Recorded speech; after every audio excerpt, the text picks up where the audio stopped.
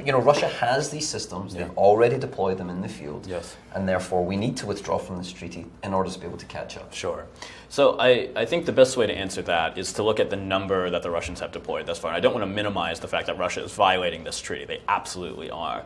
But we're acting as though they have 10,000 missiles and that we need to respond right away. The thing about the treaty is that the Russians didn't want us to know that they were hiding it, that they were actually developing this system. The treaty prevented them from doing it on a mass scale. We caught them through our intelligence measures, which is a testament to our intelligence community.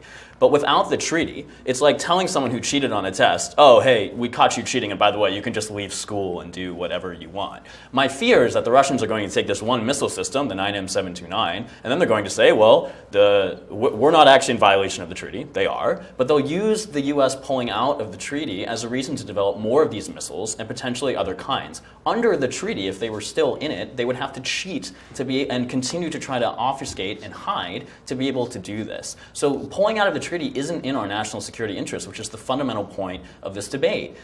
Keeping them in and keeping them at least doing it undercover, which means they won't be able to deploy en masse, is in the US national security interest for now. And I think going back to NATO, one thing that you mentioned before, Germany is staunchly opposed to this decision.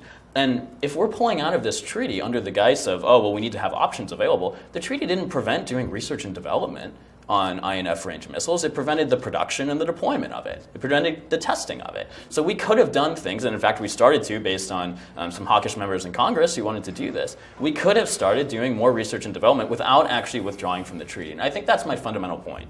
When it came to the Trump administration just a year and a half ago, they had a plan. It was State Department led. We're going to increase pressure on Russia, as I said. But now the choice is, oh, we're pulling out of the treaty almost on a whim. We didn't consult allies properly, and clearly we're accomplishing some of the goals of Vladimir Putin, which is dividing the NATO alliance. My fear is that if we continue down this road, which is withdrawing from the INF Treaty, what is the next step? The next step is to build and deploy these missiles, likely in Europe, which would divide the alliance further. We fell into Vladimir Putin's trap. Cheat on the treaty, then have the US withdraw, blame the US, deploy more missiles, have them deploy missiles in Europe, and then guess what? Everyone's divided. This is not in our national security interest, and it certainly isn't in our allies either.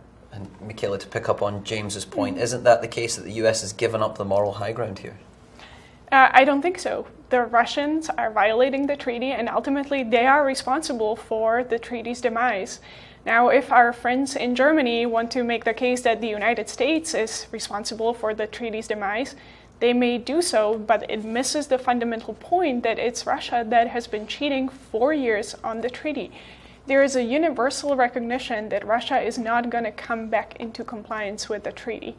Now, we haven't talked about the issue of, ground-based launchers from which this banned missile is being launched, that also potentially is available to launch their other missiles, including shorter range, that they would have to destroy. Again, there is no way Russia is coming back into compliance with the INF Treaty. And so if we do not withdraw, we are in a situation where we have a treaty that we unilaterally abide by, that the Russians continue to violate. You mentioned the question of resources and then producing on a fuller scale, but they have to make trade-offs too. So if they choose to spend resources on ground-launched ballistic missiles of the INF range, then those are resources they cannot use in other parts of their nuclear modernization program.